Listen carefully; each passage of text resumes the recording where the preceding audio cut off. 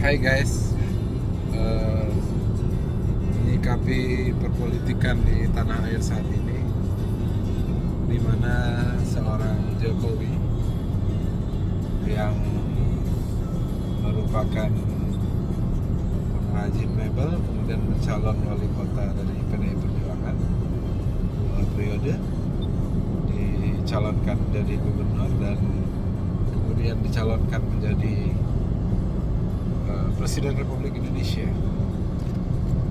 Menyikapi hal tersebut, apa yang dilakukan oleh Jokowi kepada Ibu Mega saat ini secara etika, moral maupun kepatutan dan kelayakan itu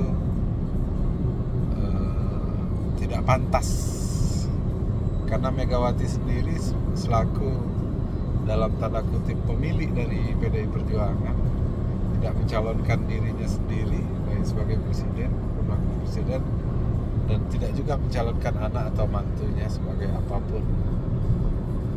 Jadi jika dilihat dari etika itu Pak Jokowi salah, tapi secara politik ya, karena teori politik itu adalah bagaimana seseorang yang sudah merebut kekuasaan, bagaimana dia harus mempertahankan kekuasaan, bagaimana dia harus melestarikan kekuasaan.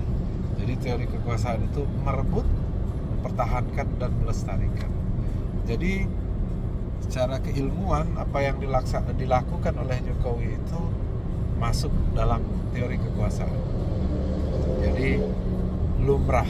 Jadi jangan ada alasan dari penyuka Jokowi karena ini karena itu, ya semata-mata karena kekuasaan. Begitu juga dari pembenci Jokowi, ya masuk sih ranahnya itu, artinya secara etika tidak pantas dan tidak patut.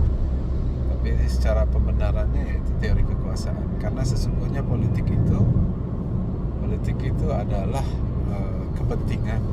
Politik itu adalah seni merangkai kemungkinan, dan dalam politik itu yang tidak boleh itu adalah bokeh.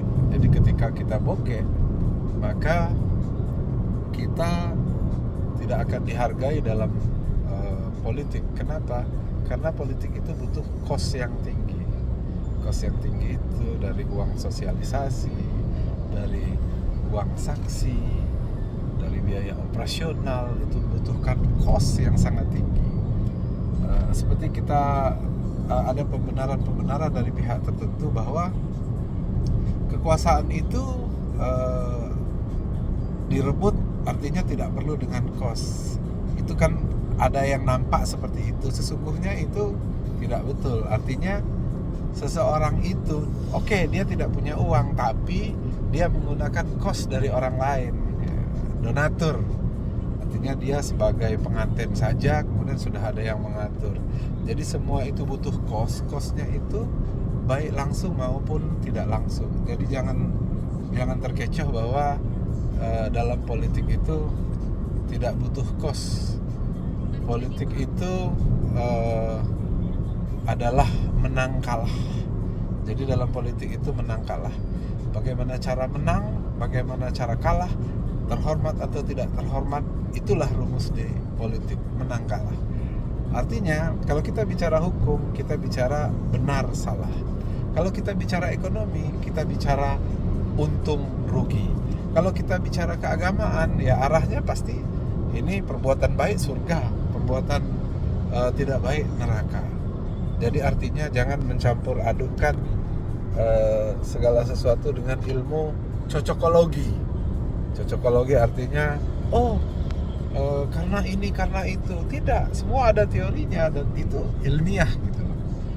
Jadi menyikapi perbedaan pandangan politik antara Presiden kelima Republik Indonesia Ibu Megawati dan PDI Perjuangan yang mengusung Ganjar Pranowo dan Mahfud MD sebagai calon presiden dan wakil presiden, sementara yang diklaim dan yang memang faktanya adalah kader terbaik PDI Perjuangan Pak Jokowi ternyata tidak sejalan dengan garis partainya, ya kan, dia mencalonkan dalam tanda kutip secara tidak langsung mendukung pencalonan anaknya Gibran Rakabuming sebagai wakil presiden.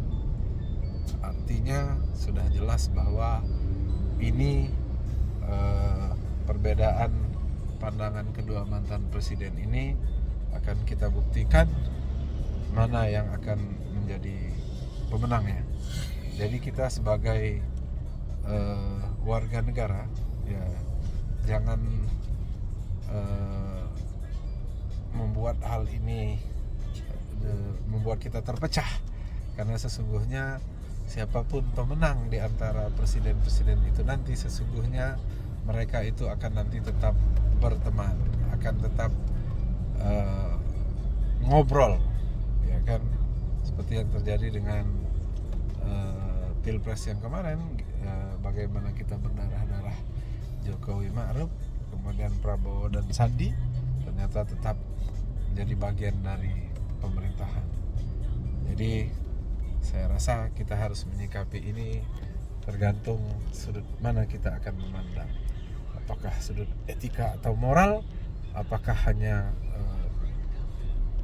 politik kita pandang sebagai sesuatu kepentingan kekuasaan saja.